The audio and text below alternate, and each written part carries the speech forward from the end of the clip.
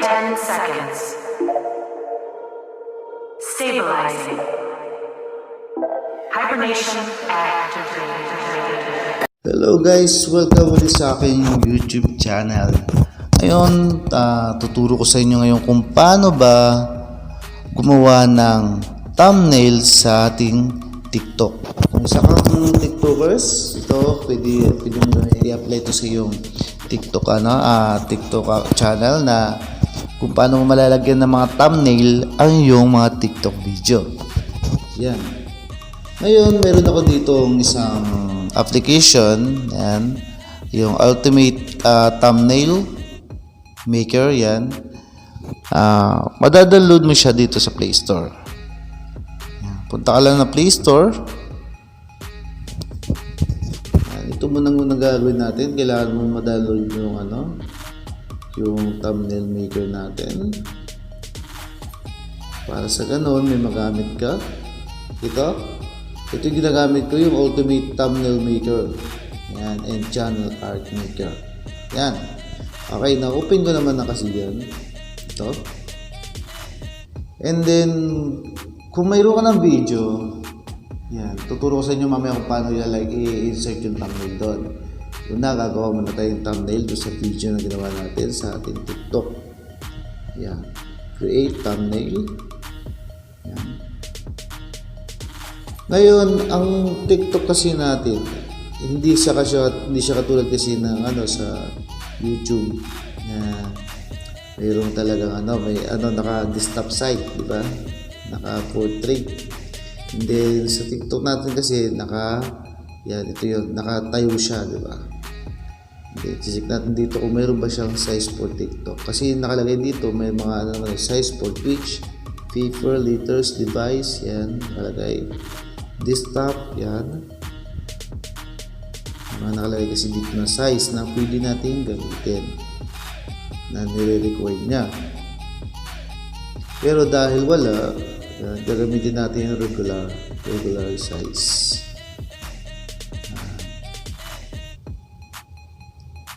Napakaganda nitong application na ito guys, talaga dahil napakadali na gamitin.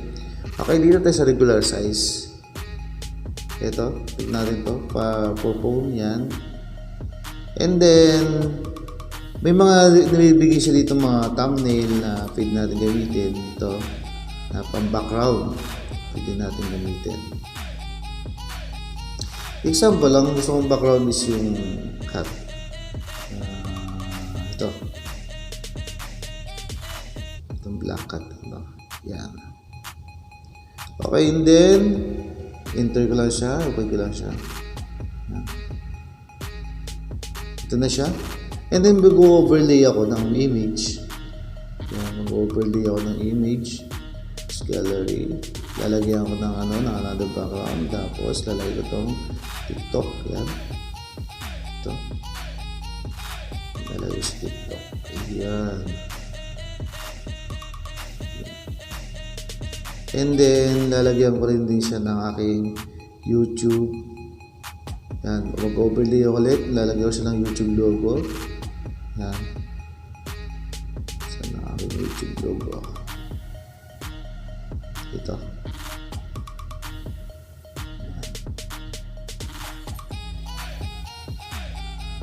Yan. Example, ito yung magiging thumbnail ko. Yan.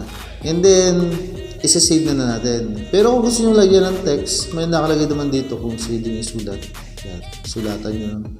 Lagyan ng kung ano sulat na sa para mabasa ng mga manonood. Pwede nyo ng inyong TikTok channel. And then save. Yan guys, na-save na natin, di ba? Ngayon pupunta na natin siya sa ating folder.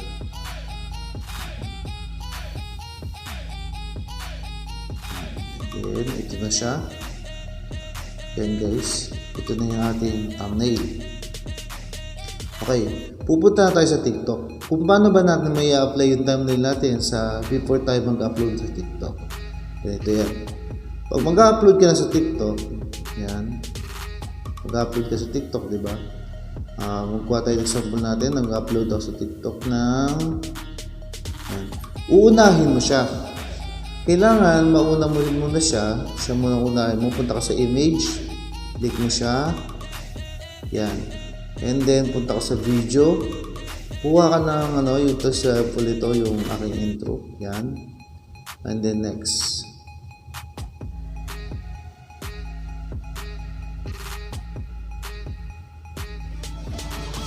Yan. Ngayon, wag mo siyang wag doon sa sound sync. Dito sa default. Ngayon, pagdating dyan sa default, yan. I-release mo lang siya ng babawasan mo yung yung length ng ng haba ng picture. Yan. Yan. Para magkakaroon lang siya ng kunting mabigyan lang siya ng konting seconds na makita siya. Pero kasi ang kung anong nasa first, kung ano yung unang makikita sa video mo, yun yung nagiging thumbnail. Kaya lalagyan mo siya ng image sa harapan before yung video. Yan. Okay. Next natin.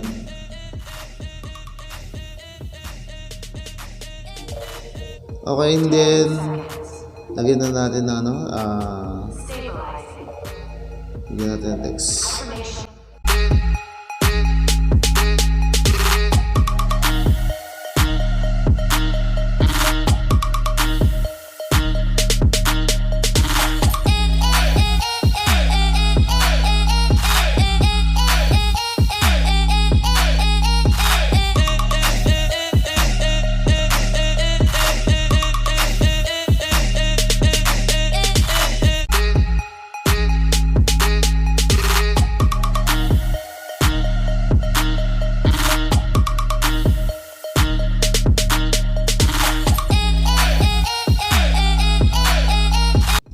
Okay guys, ito, ngayon makikita nyo siya, ito na siya ngayon, ito yung ginawa natin thumbnail. Yan. Di ba napakadali lang? Yung guys, ganun lang gagawin nyo. Lalagyan nyo ng image sa sa harapan and then yun, and then yung video nyo na. Yan, katulad yan. Ito na siya ngayon, meron na siyang thumbnail. Ito na yung may thumbnail na ako doon sa aking video. Pag-click mo siya, yan. Wait lang labas. Yun. Yun, ganun lang guys. Napakadali lang gawin. At simulan nyo na para mas maging cool ang inyong TikTok channel guys. Yan. And then kung gusto mo aking simpleng tutorial ngayon, please subscribe my channel. And don't forget to hit bell button. Yan. Thank you so much. Bye-bye.